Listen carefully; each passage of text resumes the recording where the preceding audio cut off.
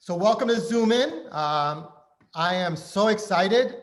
Part of the Zoom In element is we want to talk with you and not talk to you. So we don't have a esteemed panel other than our esteemed guests. And that's how we're going to dialogue. So if you want to be a part of the conversation, just turn on your camera and you can dialogue. We'll call on each other during that process. If you're don't like to be online or isn't camera ready, stay offline, and you could easily just chat through audio and we'll dialogue with you.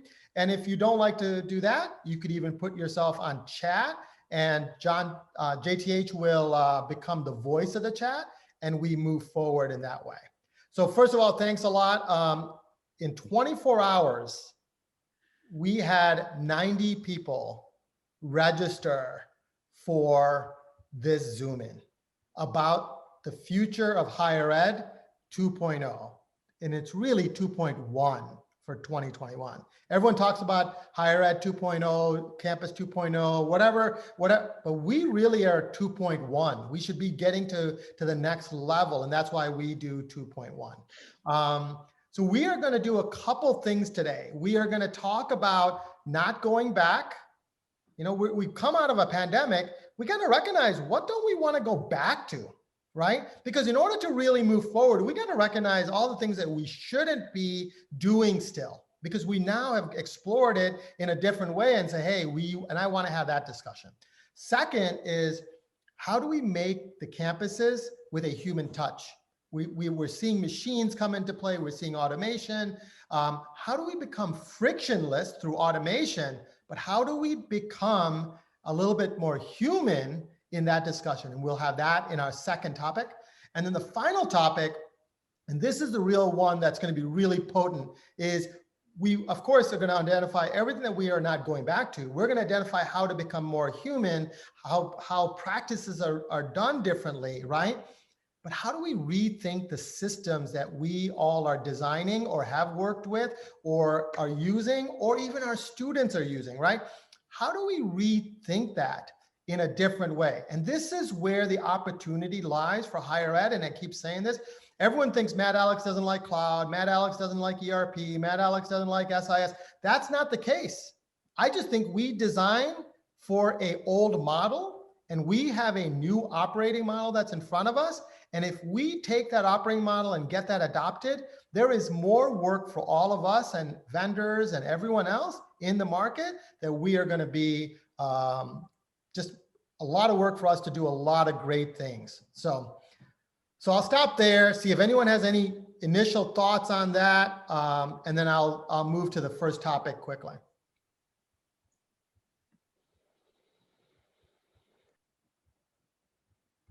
All right. So really, I always start with polls because I want us to get a little bit of what's happening in the ecosystem. Mikayla, good to see you again. She was one of our Clubhouse folks today. Hi. So it's good to see you. We are going to do this poll, and I just launched it. All right. And the way we're going to do this is, what are we not going back to? Right. And I know I missed something. So I want you guys to hit the other, and then I want us to talk about it. But these are the things that I thought about that we shouldn't be going back to, right? In-person lecture only offerings, 5-day workforce, right? 9 to 5. Like Dr. LeBlanc had a discussion about his office isn't 9 to 5. That's because Southern Hampshire serves parents and everyone else after kids go to sleep, right? So that 9 to 5 schedule doesn't work. This in-person academic support, student support, tours. The next one is faculty don't know how to use Element. We don't need to go back to that. And the fact that we had to stop campuses for 2 weeks to train faculty how to use Zoom and LMS, we should never go back to that day, right? And then my friend Carl had this in our Clubhouse, large ERP investments, right? And I want to reframe this. I'm not saying don't invest in ERP.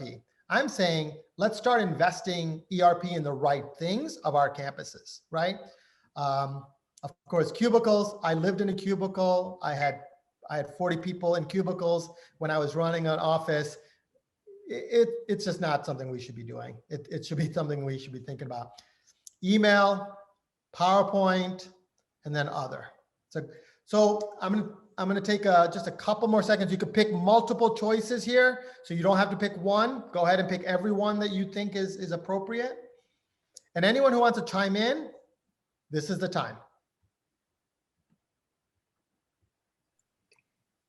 I'm going to chime in here because even though we are like, well, there's a lot of things that we don't want to go back to, we're going to get a lot of pushback from faculty. You've seen me as attending those type of calls many times now, and I'm going to other things too. And most of the time, there are very, very few faculty on those calls. Yeah. They're not interested by this higher ed changes. Yeah. And at my institution, and I know it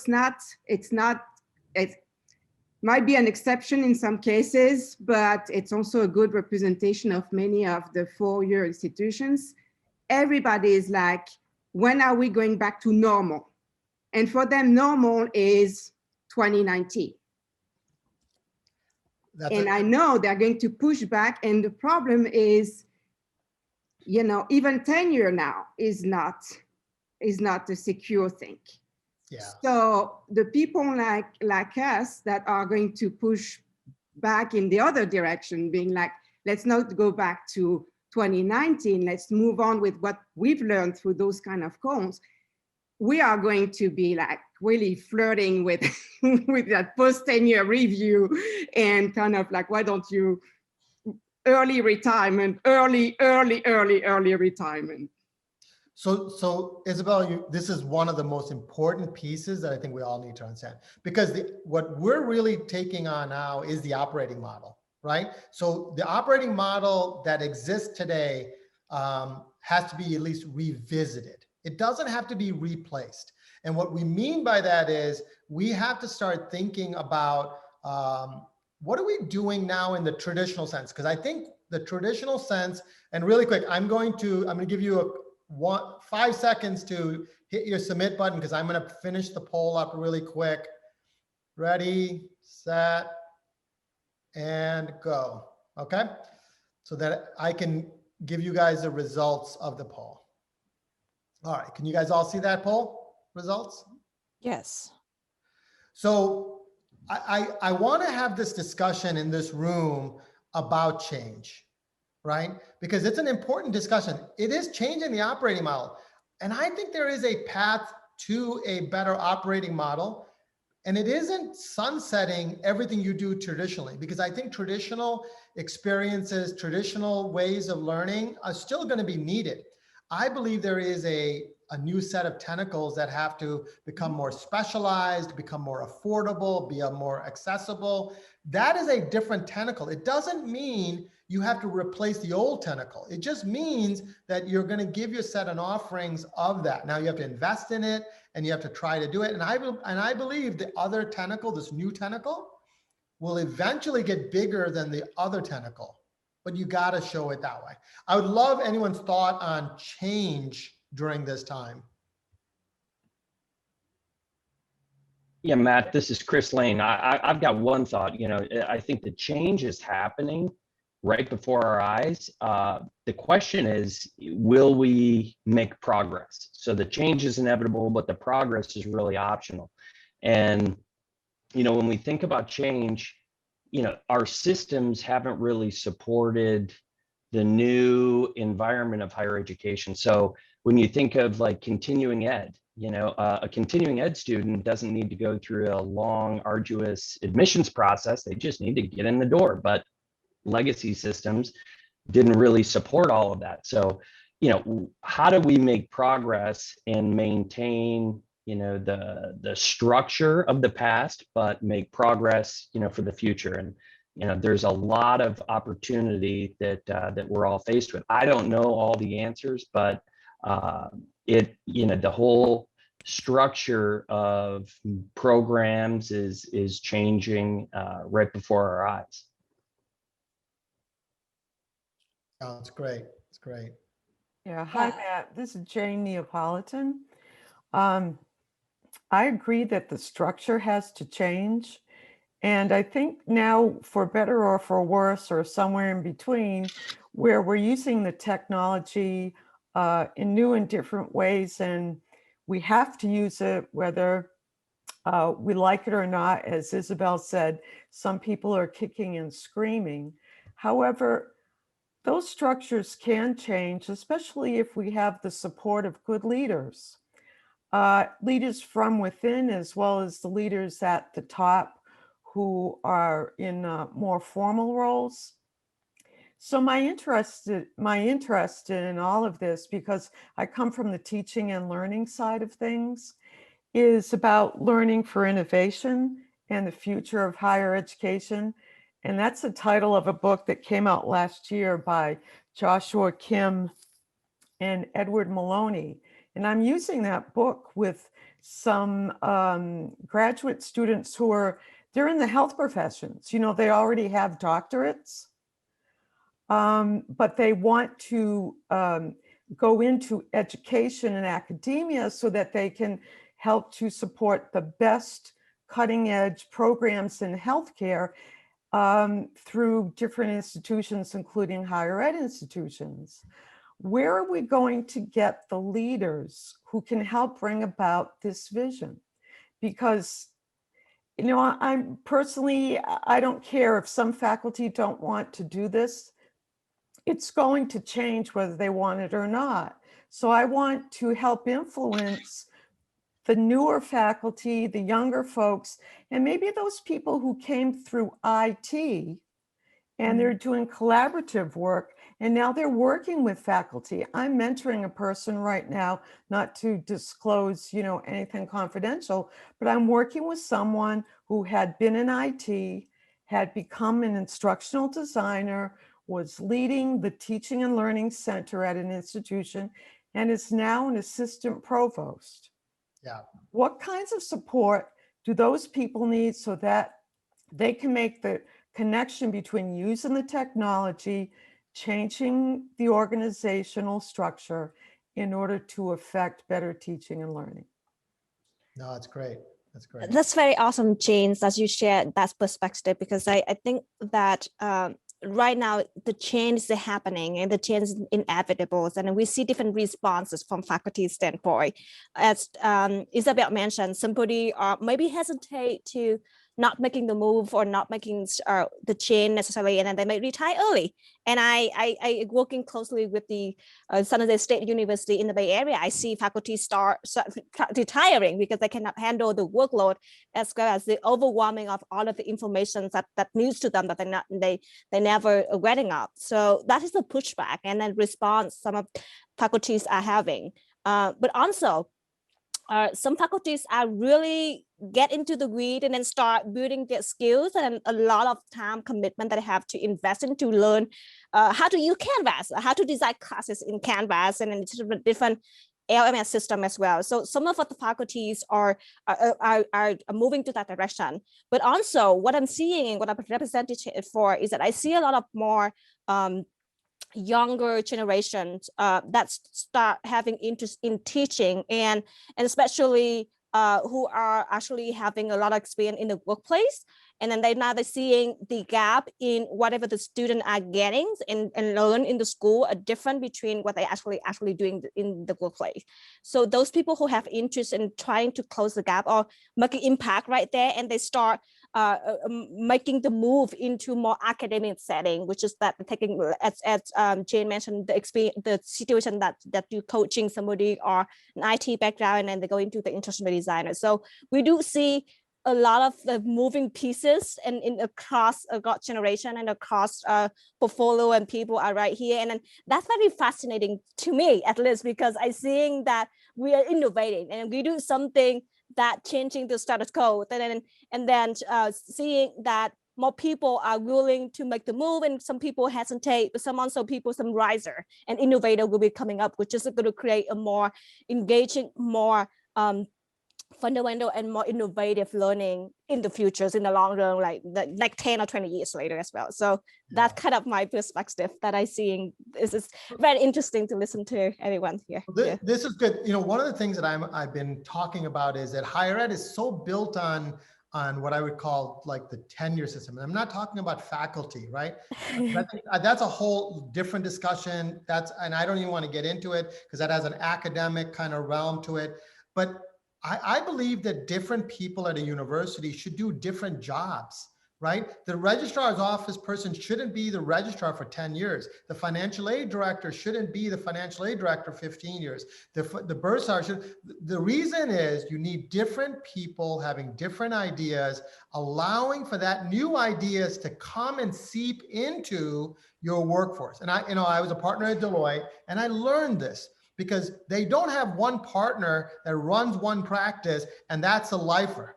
Why? Because that practice becomes stale, right? And I'm not telling you that you got to become like Deloitte or you got to become like what I'm getting at is you have to rethink your business model of allowing new ideas to come into your workforce and having discussions that say, why do we still do that? Because to be honest with you, the way that I have built my firm is I have people with different opinions. They think differently.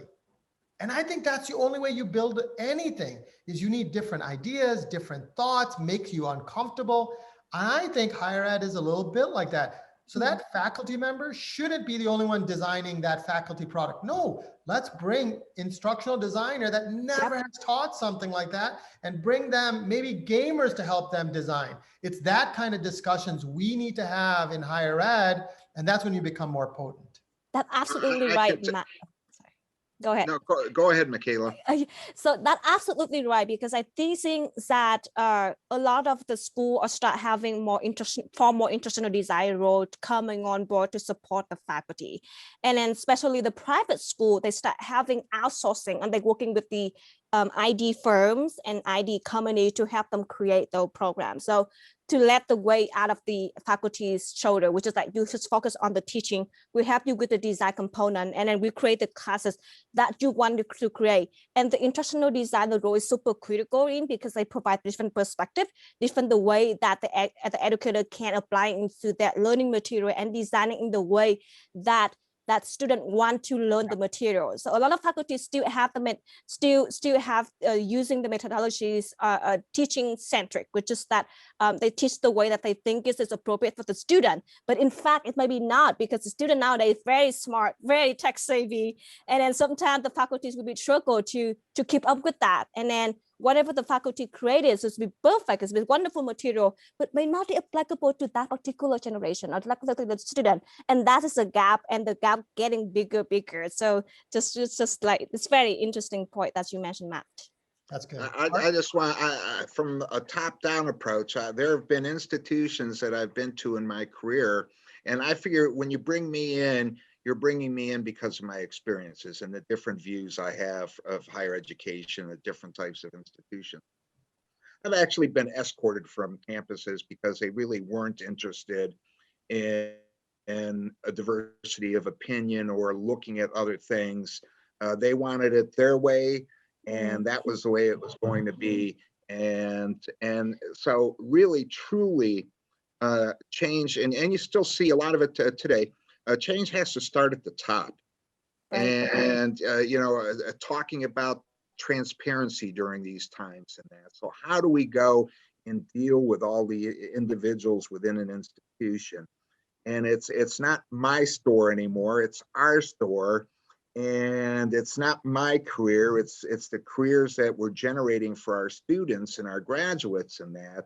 And until we get to that point and universally get to that point, it's always going to be a challenge, because you're always going to have blocks. And I had put in a text contractually when I was at Georgetown. I went and I said, there's some expectations we should have in the contracts with faculty. And, the pushback would always be academic freedom. And I said, well, these questions and these points that I'm raising are not about academic freedom. I'm not telling them what to teach or anything else. but it's more about how we do things and that, so that they can teach whatever Yeah, it is that they teach in the way they want. So we're almost at our 20-minute mark on this topic. So I think, and I think I kind of got to this point where we don't have to throw everything out that we know in higher ed to be a more effective higher ed.